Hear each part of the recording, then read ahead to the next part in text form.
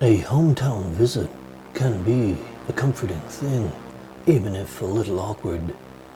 But for one man, an overnight stay could become something far more permanent. In the remote mining town of Serenity Crossing in Australia's outback, work is drying up, but the locals still manage to turn a dollar.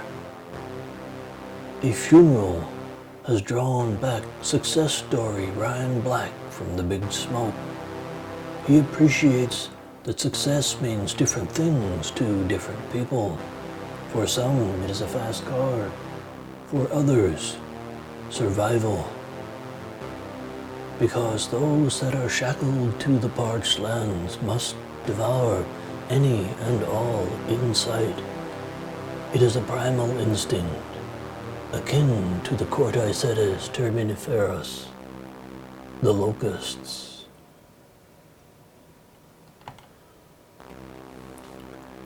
There's something grand being squeezed into a genre film here.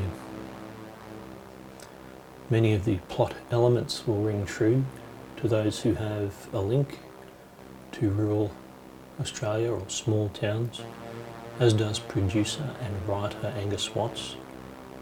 I saw the film twice. I was happy to find extra nuggets of information that allude to the underlying grand scope of the film. Now, if Outsider Stuck in the Aussie Outback is a genre, Wake in Fright, Wolf Creek, Goldstone, it shouldn't preclude us from making these films, because the majority of the Australian population, let alone foreigners visiting, are still mystified by the Australian outback. Continue to make them. Many rural towns are trying to build their reputations. Any publicity is good publicity, right? Actually, maybe there's a link downstairs to an article on Facebook's campaign for SHIT Town of Australia. Many of us value our connection to rural Australia, and there's another article which I put a link to downstairs about the CBD versus rural divide /link. The script provided a good base for capturing normal folk living their day-to-day lives in the outback, and then some, and then some. Performances are great. Ben Gurans and Nathaniel Dean here. Their familial link is infallible. Alan Dukes is in the film. I recently saw him in Hearts and Bones. Peter Phelps, a big fan of his. He's a small, pivotal, very funny role. Caroline Brazier, I'm a big fan of Rake. Stephen Limalkand, Rosniak, and the late Damien Hall, menacing.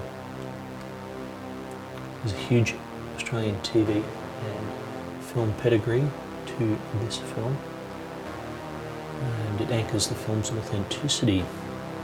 Newcomer Ryan Morgan is absolutely spot on in his role. So valuable. Not a newcomer, but Jessie McNamee plays tough and vulnerable like a country girl should, which is to say mostly tough.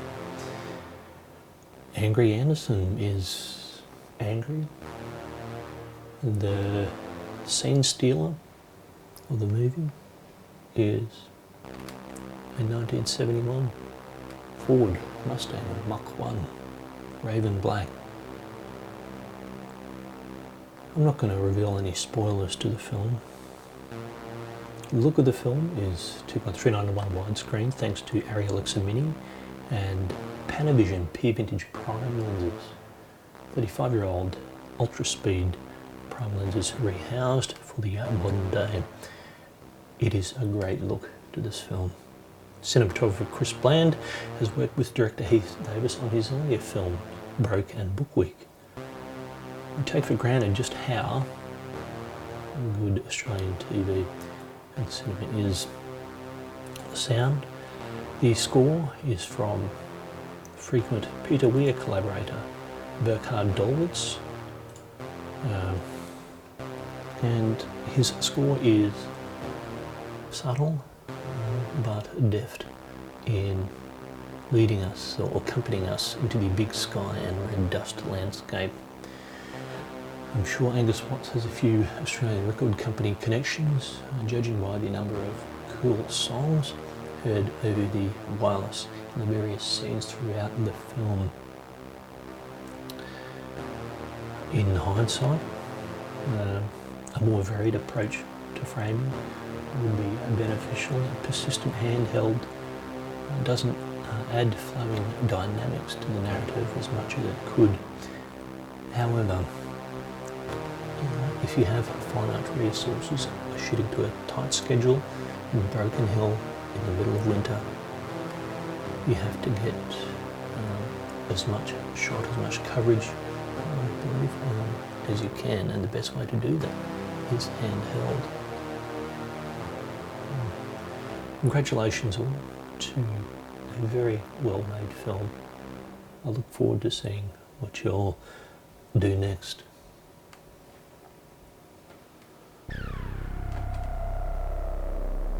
One woman sacrificed all, lost everything, but changed the future, saved humankind. But time waits for no woman, and now the future is back with a vengeance. A powerful new guardian to an unknowing and unassuming savior must face an unstoppable force from the future. Outmaneuvered, outmanned, and almost out of hope. Will her ward be the inspiration to piece together an unlikely alliance and harness the future with guidance from those with a curious past? One chance to the very last breath. It is a fight for freedom from a dark fate.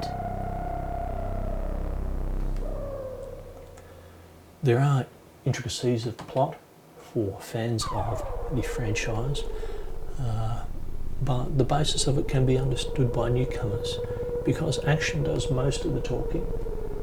And the core of the Terminator films are like Spielberg's unstoppable mysterious force in Duel from the 80s.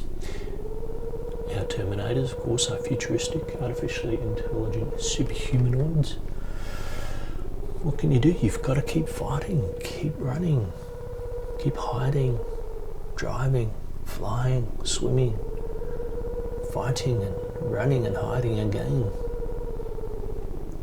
I will say that Grace, the Protector, her intense war scene flashbacks are quite intense.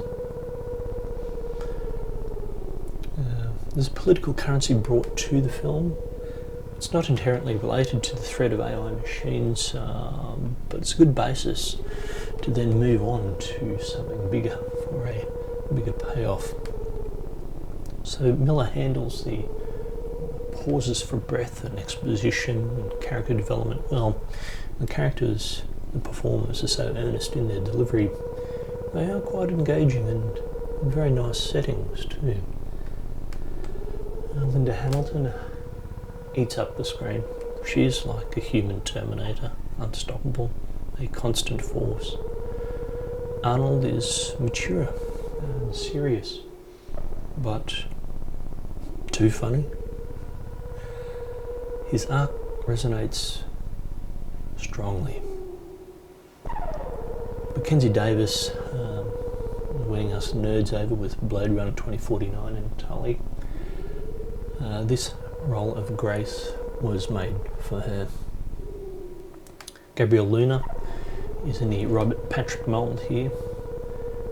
Monotone with a hint of mischief, of deadly mischief, and high physicality is carried out with aplomb.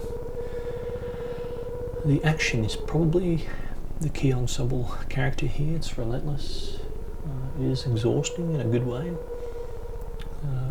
and is in a way, scary fun. Now, Natalia Reyes is very likeable, I think a bit underwritten. Ideally, she would be much less a physical presence and more of a spiritual guiding light, but in an ensemble action flick, you've got to share the attention.